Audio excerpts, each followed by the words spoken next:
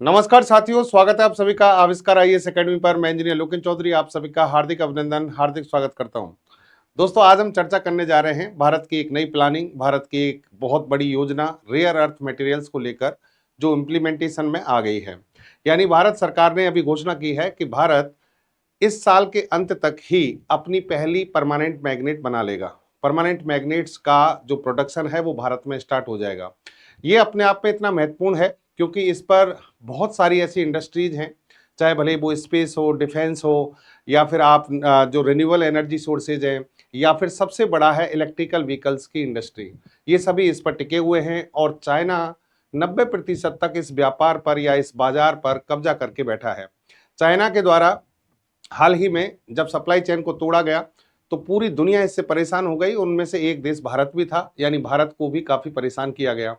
तो भारत जब सभी टेक्नोलॉजिकल फील्ड्स में इस समय बहुत अच्छा इन्वेस्टमेंट कर रहा है और भारत के द्वारा बहुत सारी प्रोजेक्ट लाए जा रहे हैं, तो ये भी एक ऐसा फील्ड था जिस पर सरकार ने पूरी तैयारी की है।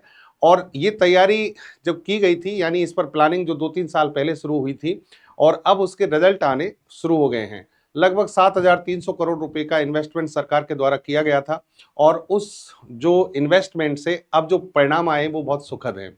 तो दोस्तों, आज हम चर्चा करने जा रहे हैं सबसे पहली बात कि ये जो रेयर अर्थ मटेरियल्स हैं इनमें भारत की अभी कहाँ तक कौन सी स्थिति बनी है।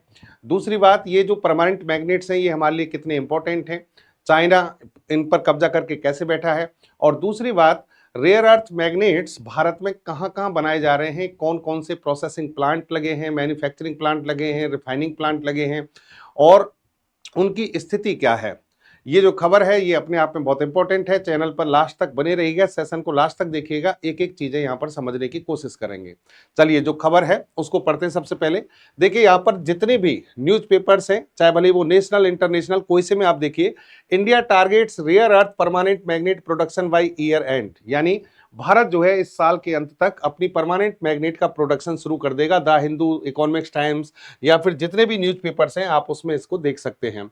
यानी भारत सरकार के द्वारा ये अनाउंसमेंट किया गया है। भारत सरकार की तरफ से जो खनन मंत्री हैं जी किशन रेड्डी, उनके द्वारा ये अनाउंसमेंट किया गया और जी किशन रेड्डी जो हैं उन्होंने ये कहा कि इस साल के अंत तक भारत इसका प्रोडक्शन शुरू कर देगा और इसको कवर किया गया है राउटर्स के द्वारा। राउटर्स जो न्यूज एजेंसी है उसके द्वारा भी इसे यही कहा गया है। और देखिए यहाँ पर कि चीन के भरोसे नहीं बैठेगा भारत, रेयर अर्थ मेटल का निकाल लिया तोड़, यानी अब हमने अपनी जो समस्या थी एक तरीके से उसका सॉल्यूशन ढूंढ लिया है और इसी साल शुरू होगा दुर्लभ स्थायी चुंबक का उत्पादन। दोस्तों देखिए, यहाँ पर प्लानिंग क्या है समझिए। भारत सरकार का टारगेट था कि भाई जल्द से जल्द इसका प्रोडक्शन शुरू किया जाए और ये जो मैन्युफैक्चरिंग प्लांट या प्रोसेसिंग प्लांट जो हैं वो लगाए गए और रिसर्च प्लांट लगाए गए। उसके तहत अब भारत को ये लग रहा है कि हम इस साल के अंत तक अपना घरेलू उत्पादन शुरू कर देंगे। घरेलू उत्पादन शुरू करने का मेन जो उद्देश्य है वो यही है कि हम जो विदेशी आयात पर जो हमारी निर्भरता है उसको खत्म करना चाहते हैं और विशेषतः चाइना पर। चाइना जो है लगभग 90% चुंबक प्रसंस्करण यानी प्रोसेसिंग को नियंत्रित करता है। जो मैग्नेट जो बनाई जाती है उनका जो प्रोसेसिंग होती है, जो मैन्युफैक्चरिंग होती है प्रोसेसिंग के बाद, चीन का उस पर लगभग 90% यहाँ पर कंट्रोल है। और इसीलिए आप पूरी दुनिया में कहीं भी देखेंगे तो सिर्फ और सिर्फ इस क्षेत्र में चाइना ही सिरमौर दिखाई देता है। लेकिन भारत की ओर पूरी दुनिया देख रही है, उसका कारण भी आपको बताएंगे और भारत ने इसके लिए तैयारियां शुरू कर दी हैं। भारत ने 2025 में 7,300 करोड़ रुपए का बजट इसके लिए आवंटित किया था। 7,300 करोड़ रुपए मतलब $802 मिलियन, जो कि बहुत बड़ी राशि होती है, सिर्फ और सिर्फ किसके लिए? रेयर अर्थ मैग्नेट्स, यानी रेयर अर्थ जो मटेरियल्स होते हैं उनसे बनने वाली जो परमानेंट मैग्नेट्स होती हैं उनको बनाने के लिए। इसके लिए इसका खनन किया जाना है, इसकी प्रोसेसिंग की जानी है और फिर इसकी मैन्युफैक्चरिंग की जानी है। इसकी उत्पादन क्षमता के बारे में सरकार ने यह कहा कि हम लगभग 6,000 मीट्रिक टन पर एनम, यानी एक साल में 6,000 मीट्रिक टन का यहां पर प्रोडक्शन करने की क्षमता विकसित करेंगे। दूसरी तरफ हमने उड़ीसा, आंध्र प्रदेश, महाराष्ट्र, गुजरात जैसे जो राज्य हैं इनमें खनिज प्रसंस्करण संयंत्र यानी क्रिटिकल मिनरल प्रोसेसिंग प्लांट जो है वो स्थापित करने की योजना यहाँ पर बनाई है। आप थोड़ा सा इनके यूज को देखिए। जो रेयर अर्थ मटेरियल्स होते हैं उनसे जो परमानेंट मैग्नेट्स बनती हैं, स्थायी चुंबक, जिनको हम दुर्लभ स्थायी चुंबक कहते हैं। दुर्लभ का मतलब देखिए यहाँ पर मतलब ये नहीं है कि ये मिलती नहीं है, मिलती तो हैं, लेकिन ये जिन मटेरियल से बनती हैं वो मटेरियल बड़ी एक कह सकते हैं कठिन प्रोसेस के तहत प्राप्त किए जाते हैं। ये मटेरियल खूब है, इनका भंडार खूब है, लेकिन ये मटेरियल जो अयस्क के रूप में, खनिज के रूप में पृथ्वी के अंदर पाए जाते हैं, उनमें ये मिलावट के रूप में पाए जाते हैं और बहुत कम मात्रा में। कोई जैसे मान लीजिए कोई आपने क्या किया, एक अयस्क निकाला, उसमें एक बहुत छोटी मात्रा में ये जो अयस्क, ये पदार्थ जो है वो पाए जाते हैं। अब इनकी प्रोसेसिंग करना बहुत कॉस्टली है, क्योंकि इसमें से मटेरियल निकलेगा कम और इसकी प्रोसेसिंग में खर्चा होगा ज़्यादा। तो चाइना ने इस चीज़ को पहले से विकसित कर लिया था, सोच लिया था कि भाई ये बहुत ज़्यादा यूजफुल होने वाले हैं। दुनिया के बाकी देशों ने इस पर ध्यान नहीं दिया, तो आज चाइना इस पर राज कर रहा है। लेकिन अब भारत ने, कहते हैं कि देर से ही सही पर देर आए दुरुस्त आए, तो भारत ने इस पर काम शुरू कर दिया है। आप इसकी इंपॉर्टेंस को देखिए कि इलेक्ट्रिकल व्हीकल्स का जो मार्केट पूरी दुनिया में बढ़ रहा है, और इंडिया में कहा जा रहा है कि 2030 तक इसकी डिमांड लगभग डबल हो जाएगी इलेक्ट्रिकल व्हीकल्स की। इलेक्ट्रिकल व्हीकल्स जो हैं वो बिना परमानेंट मैग्नेट के चल ही नहीं सकते। परमानेंट मैग्नेट के बिना इनको आप मैन्युफैक्चरिंग इनकी नहीं कर सकते। दूसरी तरफ रिन्यूएबल एनर्जी सोर्सेज, नवीकरणीय ऊर्जा स्रोत आपको डेवलप करने हैं ताकि प्रदूषण को कम किया जाए। तो जो विंड टरबाइन बनते हैं, टरबाइन जिनके माध्यम से जो मैकेनिकल एनर्जी है उसको इलेक्ट्रिकल एनर्जी में कन्वर्ट किया जाता है, वहां भी परमानेंट मैग्नेट का यूज किया जाता है। इसके अलावा आप डिफेंस में चले जाइए या फिर स्पेस में चली जाइए, जो मिसाइल्स होती हैं, उन मिसाइल्स का जो गाइडेंस सिस्टम होता है, जो मिसाइल को दिशा प्रदान करता है, वहां पर भी मैग्नेट की आवश्यकता होती है। इसके अलावा एरोस्पेस जो है, वैमानिकी के क्षेत्र में भी इसकी आवश्यकता होती है। इलेक्ट्रॉनिक्स के क्षेत्र में चले जाइए तो वहां जितने भी आपके स्मार्टफोन्स हैं या फिर जितने भी आपके गैजेट्स हैं, इलेक्ट्रॉनिक गैजेट्स, उनमें कहीं ना कहीं ये परमानेंट मैग्नेट्स जो होती है इनकी आवश्यकता पड़ती है। अब ये जब इतनी इंपॉर्टेंट हैं चीजें, तो इसके भंडार कहां पर हैं? इसके भंडार देखिए आप, ऐसा नहीं है कि इसका भंडार चाइना में ही है। चाइना हालांकि पहले नंबर पर है, दूसरे नंबर पर रसिया है, लेकिन तीसरे नंबर पर आप देखिए इसमें भारत है। भारत में 6.9 मिलियन टन के साथ यहां पर भंडार मौजूद हैं। और ये हम नहीं कह रहे, ये अमेरिकी भूवैज्ञानिक सर्वेक्षण यूएसजीएस की रिपोर्ट है, जिसमें कहा गया है कि दुनिया में तीसरे नंबर के ये जो दुर्लभ, जो रेयर अर्थ मटेरियल्स हैं, उनका भंडार जो है वो भारत में स्थित है। लेकिन भारत में स्थित तो है, लेकिन हमने ये पर्याप्त जो भंडार है हमारे यहाँ पर हुए, लेकिन हमने इसकी प्रोसेसिंग या फिर इनका उपयोग करने के लिए जो तकनीक चाहिए वो डेवलप अभी तक नहीं की थी। लेकिन अब हमने अपनी आवश्यकता के अनुसार ऐसा शुरू कर दिया है। और जैसा कि मैंने कहा 2030 तक ये जो परमानेंट मैग्नेट्स हैं, इनकी जो खपत है भारत के मार्केट में डबल होने वाली है। तो उससे पहले ही इन सारे मार्केट्स के जितने भी ये ट्रेंड्स हैं, इन सबको फॉलो करने के लिए या फिर इनको अपग्रेड करने के लिए भारत ने प्रोग्राम शुरू कर दिया है। यहाँ पर दोस्तों अगर हम बात करें कि हमने क्या क्या किया है, तो देखिए भारत सरकार के द्वारा जो खान मंत्रालय है और जो संस्थाएं हैं उनके बीच में एक इंटीग्रेशन किया है, यानी मिलकर काम करने की यहाँ पर व्यवस्था की है। केंद्रीय बजट में इसका विशेष रूप से उल्लेख किया गया। उड़ीसा, आंध्र प्रदेश, तमिलनाडु, केरल जैसे राज्य जो हैं, इनमें हमने एक विशेष कॉरिडोर बनाया है, क्योंकि ये वो क्षेत्र हैं जहां पर मोनोजाइट पाया जाता है, वो रेत पाया जाता है, जहां से रेयर अर्थ निकाले जाते हैं, जिनसे परमानेंट मैग्नेट बनाई जाती है। तो कहने का मतलब एक डेडिकेटेड रेयर अर्थ कॉरिडोर जो है वो डेवलप भारत सरकार के द्वारा किया गया है, ताकि हम आत्मनिर्भर भारत की ओर बढ़ सकें और चीन द्वारा जो सप्लाई चेन रोकी गई थी उसका जवाब कहीं ना कहीं दे सकें। तो इसलिए हमने इस पर काम शुरू कर दिया है। अब ये जो मटेरियल्स हैं, इन पर भी थोड़ा सा हम साइंटिफिक तरीके से देखते हैं। दुर्लभ पृथ्वी जो चुंबक है, रेयर अर्थ जो मैग्नेट है, वो बनती है रेयर अर्थ मटेरियल से। अब ये जो रेयर अर्थ मटेरियल्स हैं, समझना, जैसे कि अभी तक प्रकृति में टोटल 118 एलिमेंट खोजे गए हैं, 118 एलिमेंट, और ये इनको एक पीरियोडिक टेबल में यहाँ पर व्यवस्थित किया गया है अध्ययन की दृष्टि से। इसमें जो चौथी रो होती है, इस चौथी रो में जो लैंथेनाइट्स ग्रुप के जो मटेरियल्स होते हैं उनका उपयोग यहाँ पर दुर्लभ पृथ्वी चुंबक बनाने के लिए किया जाता है। अब इनमें से विशेष तौर पर जो पदार्थ हैं, जैसे कि एक नियोडिमियम है या फिर दूसरे जो पदार्थ हैं, उनका उपयोग यहाँ पर किया जाता है। ये जो पदार्थ हैं, ये इनसे जो मैग्नेट बनती है वो बहुत ज़्यादा पावरफुल होती है, वो मैग्नेट्स जो बनती है वो वजन में हल्की होती है कंपैरेटिव। तो आप इसको अगर इलेक्ट्रिकल व्हीकल में कहीं यूज करोगे तो इलेक्ट्रिकल व्हीकल का सबसे बड़ा चैलेंज ही ये है। चैलेंज क्या है कि नॉर्मल जो हमारी गाड़ियां होती हैं उन गाड़ियों में जो इंजन होता है वो लगभग 200-300 किलोग्राम का होता है, हाईएस्ट 400 किलोग्राम का हो जाएगा। लेकिन इलेक्ट्रिकल व्हीकल के अंदर जो बैटरी का सेटअप लगता है उस बैटरी के सेटअप का वजन होता है 600 से 700 किलोग्राम, यानी इंजन से भी भारी बैटरी का पार्ट है। इसीलिए जो इलेक्ट्रिकल व्हीकल्स आ रही हैं उनका वजन आप देखेंगे 300-400 किलोग्राम ज्यादा होता है कंपेयर टू डीजल पेट्रोल वाली इंजन वाली जो गाड़ियां हैं। तो उससे क्या होगा, उससे ये होता है कि कहीं ना कहीं गाड़ी की एफिशिएंसी पर फर्क पड़ता है। तो हम चाहते हैं कि कैसे भी करके जो परमानेंट मैग्नेट्स हैं और जिनका उपयोग इसमें किया जा रहा है, जिससे हम बैटरी बना रहे हैं, उसमें कहीं ना कहीं हल्कापन आए। तो हल्कापन लाने के लिए हम यहाँ पर परमानेंट मैग्नेट्स का ही उपयोग करेंगे, यानी ये वजन में क्या होती हैं, हल्की होती हैं। तो इलेक्ट्रॉनिक्स और इलेक्ट्रिकल व्हीकल में हल्का बनाने के लिए इसका उपयोग किया जाता है। फिर इसके बाद इसमें स्टेबिलिटी बहुत अच्छी होती है, यानी स्थिरता बहुत अच्छी होती है। ये जो मैग्नेट्स होती हैं इनके कुछ विशेष टेक्निकल गुण भी होते हैं। जैसे फॉर एग्जांपल कि अगर मान लीजिए बाहरी जो इलेक्ट्रिक वो मैग्नेटिक फोर्स होता है उसको हटा दिया जाए तब भी इसका जो मैग्नेटिज्म की जो प्रॉपर्टी है वो खत्म नहीं होती है। इसके अलावा इसकी जो डीमैग्नेटाइजेशन की जो प्रतिरोधक क्षमता है वो भी ज्यादा होती है। फिर इसकी जो एनर्जी डेंसिटी होती है वो ज्यादा होती है, और एक निश्चित तापमान से नीचे और एक निश्चित तापमान से ऊपर कार्य करने की जो क्षमता है वो भी इसकी रेंज बहुत ज्यादा होती है, यानी एक बहुत ज्यादा टेम्परेचर वेरिएशन में काम करने में इनकी क्षमता होती है। तो ये इनकी कुछ खास टेक्निकल विशेषताएं होती हैं। जो पदार्थ इसमें काम में लिए जाते हैं वो समझना।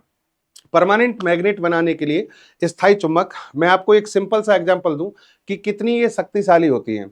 चुंबक जो होती हैं उन चुंबक के आपको पता है दो पोल्स होते हैं, एक साउथ पोल और एक नॉर्थ पोल। हमने अपने जीवन में कभी ना कभी चुंबक हाथ में ली होंगी और आपने देखा भी होगा कि दो चुंबकों को पास लिया जाए या तो वो बहुत आकर्षण बल से खिंची चली जाती हैं या दूर भगाती हैं एक दूसरे को। तो जब उनके सेम पोल्स जो होते हैं वो पास आते हैं तो वो चुंबक एक दूसरे को धकेलती हैं। लेकिन जो उनके विपरीत ध्रुव हैं, यानी जो अपोजिट पोल्स हैं, वो नॉर्थ पोल साउथ पोल ऐसे आ गए तो वो एक दूसरे को खींचती हैं। लेकिन परमानेंट मैग्नेट अगर आप ऐसे हाथ में लेके काम में ले रहे हो और north pole south pole opposite pole आपने कर दिया और बीच में गलती से उंगली आ गई तो इनका बल इतना ज्यादा होता है कि आपकी उंगली को तोड़ देगा, हो सकता है पीस दे उंगली को। तो ये बहुत ज्यादा शक्तिशाली होती हैं। अब ये जो चुंबक है जिन पदार्थों से बनाई जाती हैं उनमें सबसे बड़ा नाम आता है नियोडीमियम।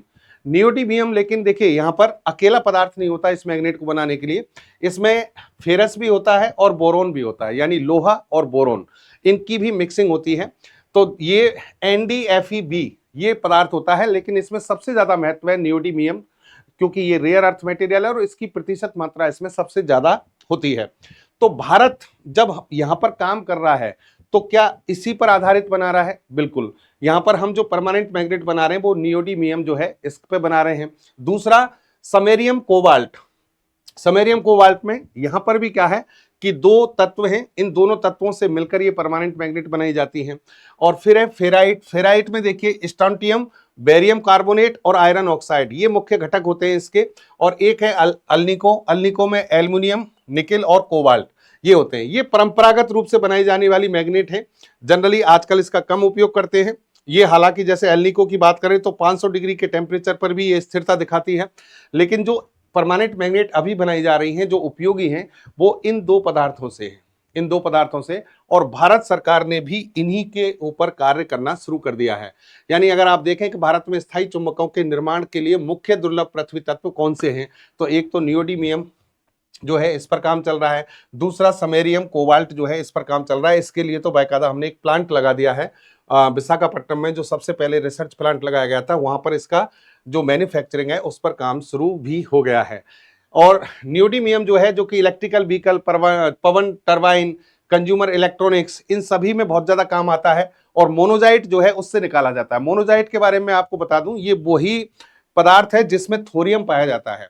और थोरियम के बारे में ये कहा जाता है कि भारत में दुनिया का सबसे ज्यादा थोरियम मौजूद है, क्योंकि मोनोजाइट भारत में सबसे ज्यादा है। केरल में, आंध्रा में, तमिलनाडु में, ये जो राज्य उड़ीसा में, यहाँ मोनोजाइट की बहुत लंबी बेल्ट है, बहुत लंबी बेल्ट है। और इनमें थोरियम पाया जाता है जो कि रेडियो एक्टिव पदार्थ है, जो यूरेनियम का रिप्लेसमेंट कर सकता है। हालांकि थोरियम का अभी तक हम उपयोग नहीं कर पा रहे।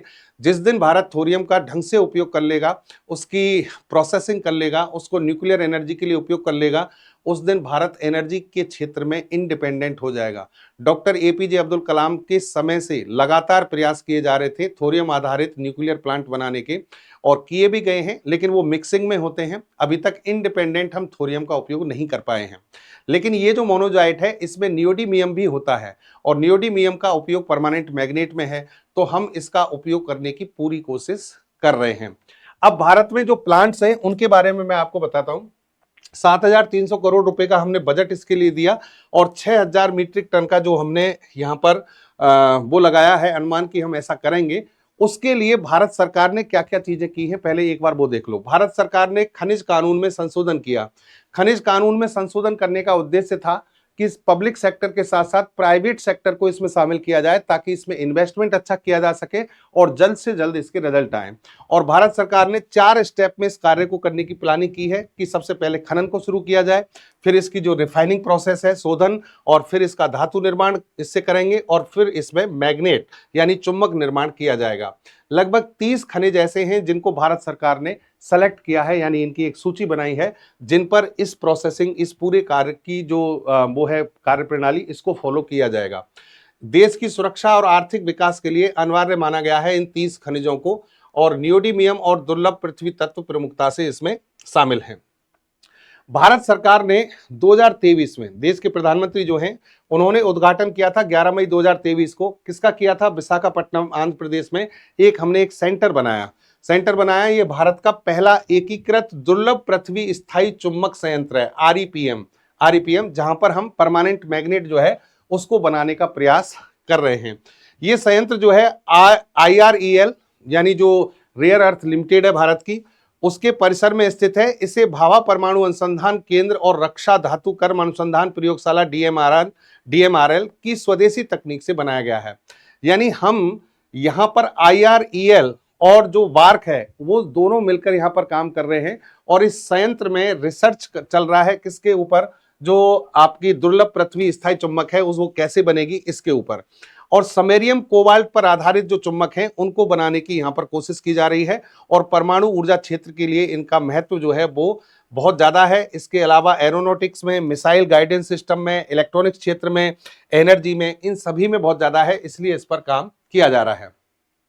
जो ये टेक्निक है IREL और वार्क, इन दोनों ने डेवलप कर ली है, यानी किस तरीके से परमानेंट मैग्नेट बनाई जाएंगी, ये टेक्निक भारत में इनके द्वारा डेवलप की गई है। भाभा एटॉमिक रिसर्च जो सेंटर है हमारा, उसके द्वारा, और उसने जो काम किया है किसके साथ मिलकर? रेयर अर्थ लिमिटेड जो है भारत की सरकारी स्वामित्व वाली कंपनी है, इन दोनों ने मिलकर इस पर रिसर्च किया है। यानी कुल मिलाकर बात यह है कि हमने यहाँ पर टेक्नोलॉजी ट्रांसफर कर ली है, और मतलब टेक्नोलॉजी जनरेट कर ली है, टेक्नोलॉजी बना ली है, और इस टेक्नोलॉजी को सरकार के लिए ट्रांसफर कर दिया। मतलब सरकार जो है इस टेक्नोलॉजी का उपयोग अब अपने बाकी के जितने भी प्लांट्स हैं या कहीं भी उपयोग में ले सकती हैं। तो इस तरीके से सरकार अब इस तकनीक का निजी कंपनियों को हस्तांतरण करेगी, ताकि बड़े पैमाने पर व्यावसायिक उत्पादन शुरू किया जा सके। आई बात समझ में? IREL और भाभा एटॉमिक रिसर्च सेंटर, इन्होंने ये टेक्नोलॉजी डेवलप की और सरकार को ट्रांसफर की। अब सरकार जो है इस टेक्नोलॉजी का जो प्राइवेट सेक्टर की कंपनियां हैं जिनसे सरकार डील कर रही है उनको ट्रांसफर करेगी, ताकि ज्यादा से ज्यादा बड़े स्तर पर परमानेंट मैग्नेट्स का जो व्यापार है उसको कवर किया जा सके, और भारत में जितनी खपत है उसकी पूर्ति की जा सके। अब देखो, भारत में रेयर अर्थ परियोजनाएं जो है कहां कहां पर चलाई गई हैं उस पर भी ध्यान दो। एक, भोपाल मध्य प्रदेश, यहां रेयर अर्थ थीम पार्क स्थापित किया गया है। कहां पर? भोपाल में। फिर एक देखिए अलवा केरल, और एक है चतरापुर उड़ीसा। इन दोनों जगहों पर भी हमने यहाँ पर रेयर अर्थ मटेरियल से रिलेटेड जो कार्य है वो शुरू किए हैं। जैसे कि अलवा की बात करें तो यहाँ दुर्लभ पृथ्वी ऑक्साइड का शुद्धिकरण किया जाता है, यानी जो रेयर अर्थ मटेरियल्स हैं जो ऑक्साइड की फॉर्म में पाए जाते हैं उनकी रिफाइनिंग की जाती है। फिर इसके अलावा उड़ीसा का जो चतरापुर है, इसमें खनिजों के निष्कर्षण यानी एक्सट्रैक्शन का प्लांट लगाया गया है, तो ये यहाँ पर व्यवस्थाएं की गई हैं। फिर हमने कहा क्रिटिकल मिनरल प्रोसेसिंग प्लांट, कौन कौन से 4 राज्य हैं? गुजरात, महाराष्ट्र, उड़ीसा, आंध्र प्रदेश, इनमें तो हमने प्रोसेसिंग प्लांट लगाए किसके, क्रिटिकल मिनरल के लिए। और फिर हमने एक कॉरिडोर बनाया जिसकी बात मैं अभी थोड़ी देर पहले कर रहा था। ये कॉरिडोर कहां पर है, केरल, तमिलनाडु, आंध्र प्रदेश, उड़ीसा, क्योंकि इन 4 राज्यों में सबसे ज्यादा मोनोजाइट पाया जाता है। और इस मोनोजाइट यानी जो तटीय रेत है, समुद्र तटीय रेत, इसी में से इन पदार्थों को निकाला जाएगा, खनन किया जाएगा, प्रसंस्करण किया जाएगा, चुंबक का निर्माण किया जाएगा। ये जो सरकार ने ये प्लानिंग की है, ये प्लानिंग यानी इन 2 तरीके से चलेगी, डेडिकेटेड रेयर अर्थ कॉरिडोर और जो प्रसंस्करण प्लांट है इनको लेकर। और सरकार ने इन सभी प्लांट्स में अच्छा खासा इन्वेस्टमेंट किया है और इसी के आधार पर भारत के इस मार्केट की नींव रखी गई है। लेकिन दोस्तों ये पक्की बात है कि अभी इसमें पब्लिक सेक्टर और प्राइवेट सेक्टर दोनों मिलकर जिस स्तर से काम करना शुरू कर दिया है, और सरकार को ने जो घोषणा की है कि हम यहाँ पर परमानेंट मैग्नेट इसी साल बनाना शुरू कर देंगे, इसका मतलब ये हुआ कि आने वाले समय में 2030 तक जब हमारी इसकी जो खपत है यानी इसकी डिमांड जो है परमानेंट मैग्नेट की, जो कि दुगनी होने वाली है, तब तक हम काफ़ी हद तक हो सकता है कवर कर सकते हैं, ताकि हमारी चाइना से जो बहुत ज़्यादा निर्भरता है चाइना पर, वो कम हो सके। तो ये था दोस्तों आज का हमारा A to Z एनालिसिस। तकनीकी रूप से हमने चीज़ों को समझने की कोशिश की। एक और अच्छी खबर के साथ में आपसे फिर से मिलेंगे। जय हिंद, जय भारत। चैनल पर नए हैं तो चैनल को सब्सक्राइब करना ना भूलें और ज़्यादा से ज़्यादा शेयर करने की कोशिश करें। धन्यवाद।